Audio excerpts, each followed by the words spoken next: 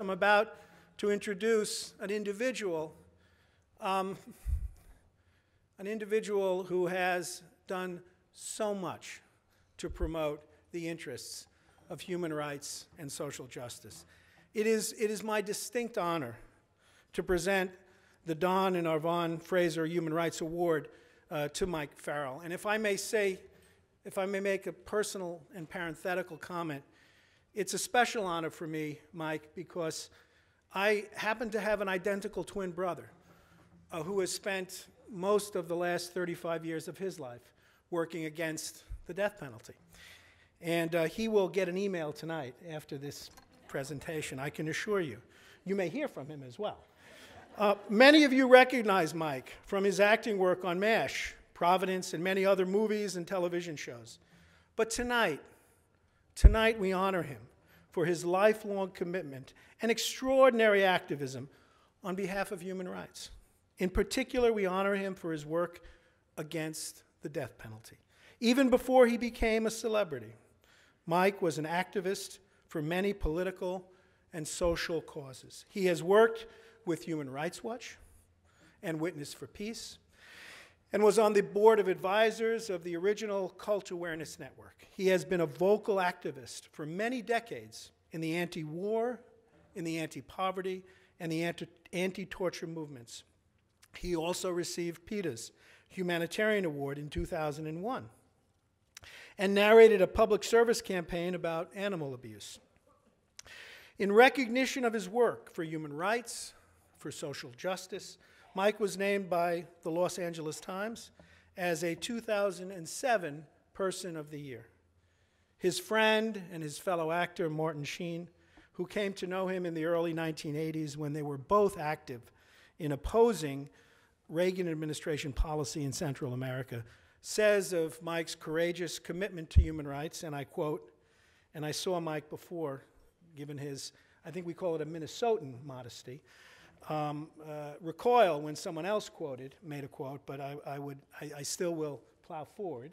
In commenting, Martin Sheen said, and I quote, that he has chosen to be a voice for the voiceless and speak truth to power at great personal risk is unquestionable, and that he will continue to do so in the future is a foregone conclusion.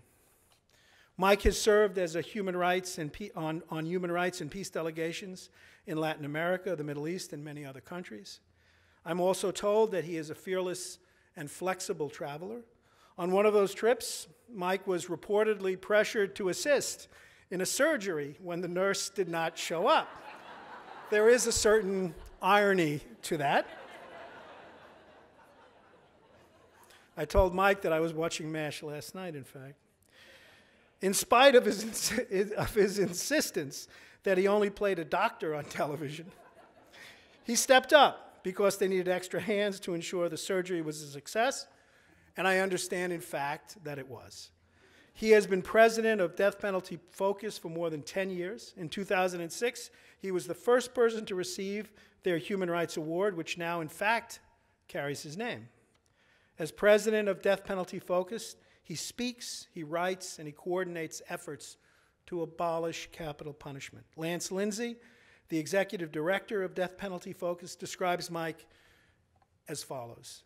Mike has dedicated his life to exposing the appalling symptoms and eradicating the diseases of human injustice and violence that destroy so many lives.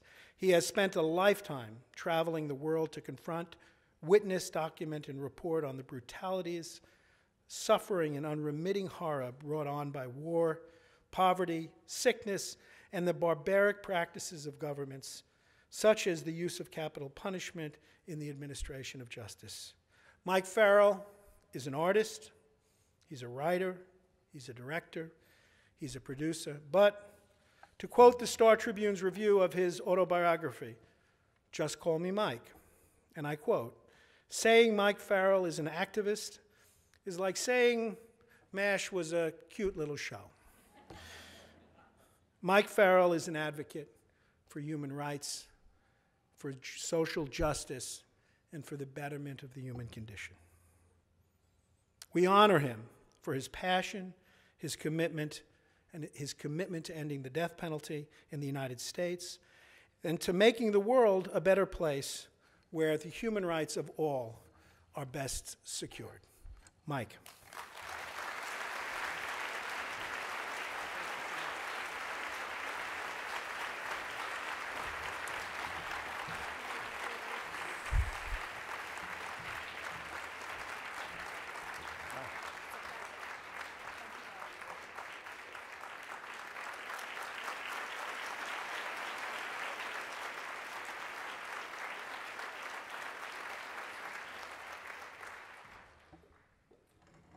Well, this is quite beautiful. Thank you. This is a hell of an organization. Dean Schwartz and I were just commenting a little while ago, looking at the people who were being presented awards and hearing about so much of what this organization has done. And he said, isn't it remarkable that this organization in Minneapolis, Minnesota is doing these extraordinary, extraordinary feats of human endeavor. And I quite agree. I must say that being presented this award, being asked to come and receive it, to speak to you,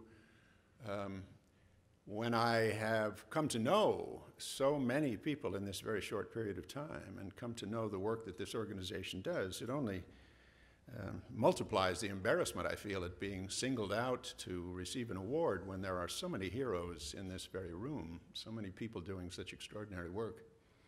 So I can only say thank you for embarrassing me this way. Thank you for the opportunity to be here and meet so many extraordinary people and see the extraordinary work that is being done. I appreciate it more than I can say. I have some remarks I want to make, and Eleanor Roosevelt had the temerity to put into one sentence the entire point that I want to make when she said, "When will our consciences grow so tender that we will act to prevent human misery rather than to avenge it?" It will take me a little longer to make what is essentially the same point, so forgive me for being redundant. As you may be aware, Wangari Maathai died this past year. If you don't know the name, Wangari was a member of the Kikuyu tribe who lived as a child in impoverished circumstances in Kenya. Showing promise, she was selected to be part of a program funded by then Senator John F. Kennedy and offered an education in the United States. Interestingly, another Kenyan, a man named Obama, came here via the same program. Given the opportunity she was given, Wangari ran with it, after which she went home to become famous as a tree-planting environmentalist, the first East African woman to gain a PhD, the founder of the Green Belt Movement, a women's rights advocate, and in 2004, the first African woman to win the Nobel Peace Prize. On receiving the Nobel, she spoke of the beauty and relative cleanliness of her native land during the years of her childhood, the environmental damage that had since been inflicted upon it, and said that our task today is to give back to the children of the world a world of wonder and beauty.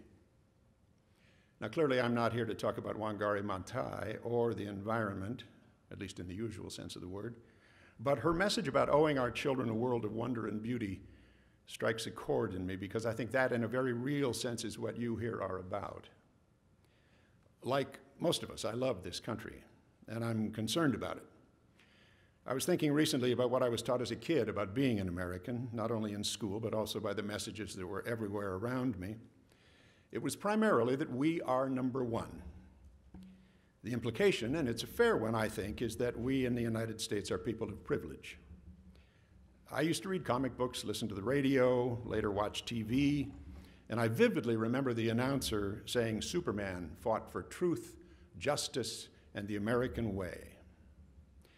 Today, having tasted some of life's bitterness here and in other parts of the world, Having watched and listened and struggled to understand our part in it all, I lately have found myself wondering if that slogan should more properly be truth, justice, or the American way.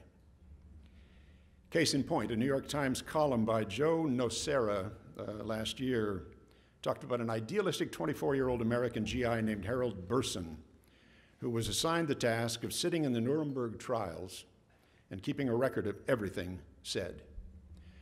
But his fellow GIs kept raising the question, why can't we just take them out and shoot them? We know they're guilty. And Burson explained, we don't do that here because we're devoted to law and order. Our system is not lynch law. We will dispense punishment as the evidence demands. Powerful, wonderful American idealism. That, however, was then. Not long ago, just a couple of days after Wangari Maathai died, Anwar al-Awlaki was assassinated by a drone missile in Yemen. An American citizen, graduate of Colorado State University, Awlaki received no due process, no evidence was presented in court. He was targeted and killed by the CIA or other agents operating those robot weapons at the order of the President of the United States. Awlaki was not the first such victim, of course, though as far as we know, he was the first American citizen. A month later, his 16-year-old son followed, along with many others on what we now know as the President's kill list, along with those in their immediate vicinity, some women and children, all presumed by dint of their proximity to be terrorists or, at a minimum, acceptable collateral damage. A UN special rapporteur recently released a report citing the Pakistani Human Rights Commission count of 957 people in 2010 alone, drone victims, thousands in 300-plus strikes since 2004, 20% of whom they say are believed to have been civilians. Now, like you, I cling to the belief that this country of ours, for all its perhaps increasingly evident faults, retains the ability to be the predominant beacon of hope in the world, rather than what I fear it is fast becoming, its primary merchant of death. But to ensure that we remain the former, rather than succumb to accepting the latter, it's important to think about and reaffirm our fundamental beliefs. And there's no better place to find them than in our founding documents. As initially drafted, of course, the Bill of Rights was intended to establish in law the rights of white, primarily property-owning men. But as amended and ultimately understood, these documents speak to a concept of inherent human rights, the implications of which are quite profound. For me, they suggest a belief in the human spirit. I believe in the human spirit. I believe, with my late friend, the philosopher, poet John O'Donohue, himself once a Catholic priest, that, as he put it, the real priests and priestesses of a culture, those who celebrate the Eucharist that matters, are the ones who keep the humane tissue of a society alive. And these are the people who care for the hungry, look after the poor, and who stand on the frontiers that no one even wants to acknowledge are there. Those of us who believe in human and civil rights choose to stand on those frontiers. We belong to that pesky, often irritating community that holds that there is a collection of principles that flow from the fact that all human beings possess value and dignity, that this value and dignity is inherent in our existence and is part of our birthright as members of the human community. With that, it is our charge to recognize that those fortunate enough to live in what is called the developed world, those who live with plenty, are people of privilege. And as my friend John said, we must remember that the duty of privilege is absolute integrity. The price of that integrity is that we must take the risks associated with standing up for principle. And more, we are sometimes called to the uncomfortable task of reminding those we admire, those who are friends, even sometimes those to whom we look for leadership, that the frontiers upon which we stand are the ones they are refusing to recognize, that they are failing to acknowledge as they think about this society, perhaps act for it, sometimes even lead it. Last September, we saw an example of the worst, most degrading, and most dehumanizing aspects of the mindlessness of our society when Troy Davis, a possibly innocent man, was killed, murdered, put to death, executed, take your choice, by the state of Georgia. Mr. Davis, who went to his death declaring his innocence and offering a wish for God's blessings on the law enforcement officers who were in the process of ending his life, is the most famous current example of the legacy of our society's failure. A failure, the work of my organization, Death Penalty Focus, any organization honoring human rights, is intent on rectifying. I'm an abolitionist. Like those of centuries past, today's abolitionists are intent on eradicating a blight from our society. State killing makes us an outlier in the international community, even as it impoverishes, degrades, and does injury to us all. And I mean that quite literally. The Brazilian educator Paulo Freire says, to dehumanize another is to dehumanize ourselves. And for me, the death penalty is simply the lid on the garbage can. Once we remove it, we will be forced to look into the rotten, stinking, maggot-infested mess that is our criminal justice system. And then we'll have to do something about that. But too many people blind themselves to that reality. I've been in many areas of strife around the world over the past 3 decades, so I confess to a confounding sense of dismay at the rhetoric I hear today from certain elements of our society, giving voice to what they call American exceptionalism. It's a mantra among certain groups, and to them it refers to the exceptional quality of this, the greatest, most powerful nation in the history of the world. It has become, as used by them, a kind of grandiloquent way of saying, we're number one, and implied is a corollary that says, and that's all that matters. While one can argue that the U.S. is number one in many categories, there remains a significant number in which it is not.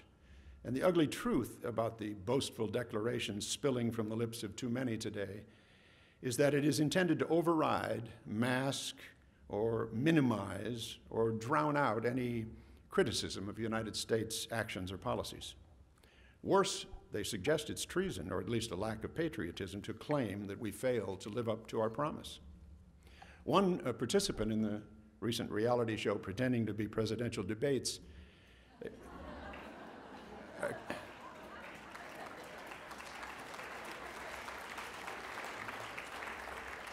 one of those participants accused President Obama of not believing sufficiently in American exceptionalism. Now, a friend of mine, a courageous, heroic figure who has been at the forefront of progressive thinking for decades, said at the collapse of the Soviet Union that that time would mark the beginning of the greatest challenge the United States would ever face. Far more than the world wars, the Cold War, the challenge facing our country as it became the world's sole superpower, he said, would be whether it could, with no viable challenge from outside, live up to its principles. Could the United States withstand the test of world leadership while continuing to work toward the realization of its inherent promise and actually become the nation the founders' vision made possible? That question, I believe, remains unanswered. In that regard, it's important to know that within the human rights community, the term American exceptionalism is used to describe a very different phenomenon from the boastful one yammered about by some today. To us, it means that even though the United States occupies a special place in the world's hierarchy, it may not exempt itself from maintaining the standards it demands that others uphold. The idea that our country, given its primacy in the world, is above reproach when violating the very laws and standards it expects others to honor is more than a cause for concern. It's a disease that eats away at the very core of our principles. There are alarming signs of it all around us, one being the descent of some of our citizens into a maelstrom of anger, fear, and confusion. Chaotic eruptions of racism, nativism, hysterical babble, and mean-spirited displays of self and other hatred dot the pages of our newspapers and spew from a sensation-addicted electronic media. Long dormant, it has arguably grown out of the wave of fear that engulfed the people of this country as a result of the attacks almost 11 years ago. That fear was manipulated, I believe, by powerful forces to further their own ideological ends, resulting in the evisceration of many of our most cherished constitutional tenets, corroding and corrupting our principles. and tainting what has long been regarded as an emblem of hope, the American dream. This, I think, is the legacy of what one writer called the hard, bright blindness of self-righteousness. I believe a tension between two forces has existed from the founding of this country. One side is a profoundly hopeful belief in a core human value, a sense that this great experiment could evolve into a nation that embodied cherished ideals of liberty, justice, and equality for all. The other, also a legacy of that time, is a belief founded in color and station that some, by birthright or wealth, are entitled to control the lives and destinies of others. That tension fuels the struggle to realize the hopeful ideal birthed by the founders. It sparked the revolutions, demands for recognition, attention, and rights by people of different races, sexes, religions, ethnicities, sexual orientations, and social classes that dot our nation's history and is manifest today in the Occupy movement. And always standing against them are the retrograde forces that fear change, deny social evolution, sneer at fairness, and refuse to accept the value and dignity in every human being because they believe advances by the other means the diminution of themselves and their power. From this benighted need for self-protection have arisen the evils of serfdom, slavery, segregation, second-class citizenship, racism, sexism, and other forms of human bondage and desecration, aspects of which define our criminal justice system and continue to undermine our society today. Almost 50 years ago, President John Kennedy spoke to the best in us, saying he looked forward to a great future for America, a future in which our country will match its military strength with our moral strength, its wealth with our wisdom, its power with our purpose. He looked forward to an America not afraid of grace and beauty, to an America which commands respect throughout the world, not only for its strength, but for its civilization as well. What would he think today of policies and practices that directly contradict our laws and traditions, exposing us as the world's most powerful hypocrite? What would he say about Guantanamo? What would he say about shock and awe? Torture, preventive detention, hooding, brutalizing, first strikes, wars of choice, extraordinary rendition, assassination, eavesdropping on our citizens at home have become routine and are lied about or casually justified by American leaders as necessary for the maintenance of national security. What would JFK think? More importantly, what do we think? How can this behavior square with our task of building a hopeful future, of keeping alive the humane tissue of our society? Now, what does it tell us when a crowd of Americans at a debate of presidential candidates cheer when the governor of Texas, who says he lost no sleep over it, is questioned about presiding over the killing of 234 human beings? Or when another group at a later event screamed approval of letting a sick man die because he had no health insurance? How do we feel when an elected official can say, as Representative Sally Kern of Oklahoma City did, that minorities earn less than white people because they don't work as hard and have less initiative? To quote Ms. Kern, "We have a high percentage of blacks in prison, and that's tragic, but are they in prison just because they are black or because they don't want to study as hard in school?" "I've taught school," she said. Let me pause here for a moment and shudder at that thought.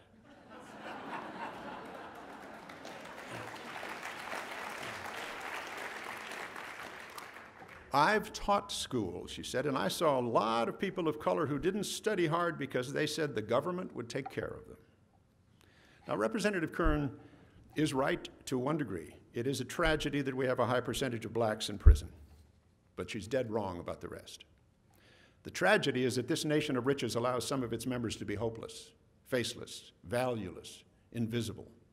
And instead of taking responsibility for the failure their social system represents, we create a system that blames the victim and prescribes incarceration instead of education.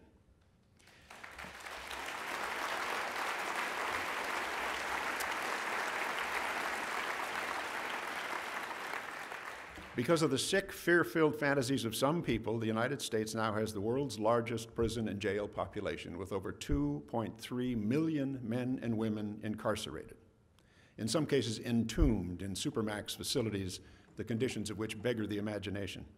1 in every 100 American males is in prison, jail, or otherwise tied to the system. Of them, white men over 18 are 1 in every 106, Hispanic men 18 or older are 1 in every 36. Black men 18 or older are 1 in every 15. Black men between the ages of 20 and 24 are 1 in every 9. Is it that white people are smarter, more evolved, better behaved? Or is there something very wrong? And if so, could it be a latent, unacknowledged racism, such as was given voice years ago by H.R. Haldeman, Richard Nixon's chief of staff in the White House, who said, "The whole problem is really the blacks. The key is to devise a system that recognizes this without appearing to." And that is one of those questions not often enough asked, one of those frontiers whose existence some do not want to acknowledge. But today, the good people of this organization and others are not only acknowledging it, they are speaking truth to power by challenging mass incarceration, racial profiling, police brutality, mandatory minimums, 3 strikes laws, state killing. They call leadership to account for unsafe prison conditions, the use of psychologically damaging solitary confinement. Long-term solitary confinement, now known to be severely destructive of psychological health, ask Bradley Manning or Jose Padilla, is widely and, in my view, criminally abused in our country. One recent report says that 80,000 men, women, and some children are in solitary confinement in the United States today, a large percentage of whom are mentally ill. But in one hopeful example, the Angola 3, who spent over 30 years in solitary in Burl Cain's Christian care in the Angola farm in Louisiana, may finally have a meaningful day in court. And we can be proud of efforts that call for an end to state killing and kill lists, efforts that promote alternatives such as treatment over detention, rehabilitation, and restorative justice programs. These efforts and the Safe California campaign, an initiation on November's ballot that will replace the death penalty with life without parole, are shining examples of what is possible when individuals and organizations take up the challenge of keeping the humane tissue of a society alive. And if I may, while there are so many doing extraordinary work, I was privileged to have lunch today with 3 men who have, out of your community, who have taken it upon themselves to rescue innocent people from our death row and to fight for the lives of even the guilty who, because they believe they do not deserve to be killed by the state. They are Steve Kaplan, Steve Pincus, and Chuck Lloyd.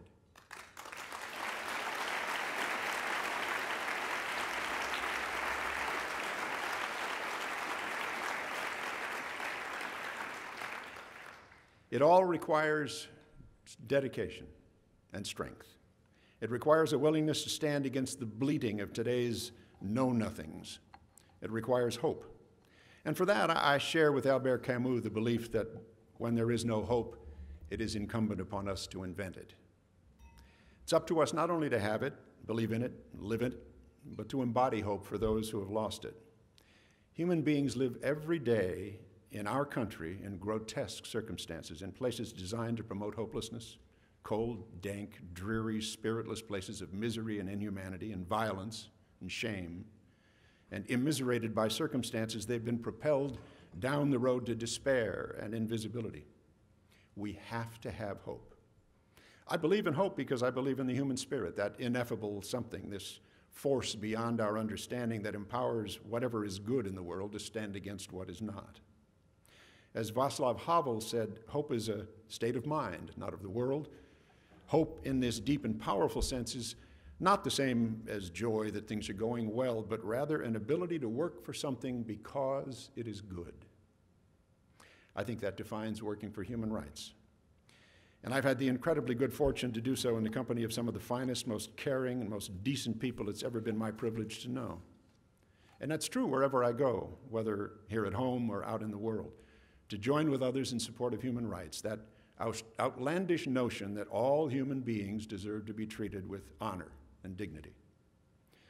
You see, by working for something because it is good, we stand against that other force, the darkness that would deny and destroy humanity. We expose it to the light and watch it, however slowly, coagulate and shrivel away in embarrassment, in shame. So the task for those of us who love this country, those who believe in the vision of what it promises for humankind, is to be those priests and priestesses who stand on the frontiers and keep the humane tissue of our society alive. And in doing so, they make real Wangari's wish by giving back to the children of the world a world of wonder and beauty. Thank you for what you do.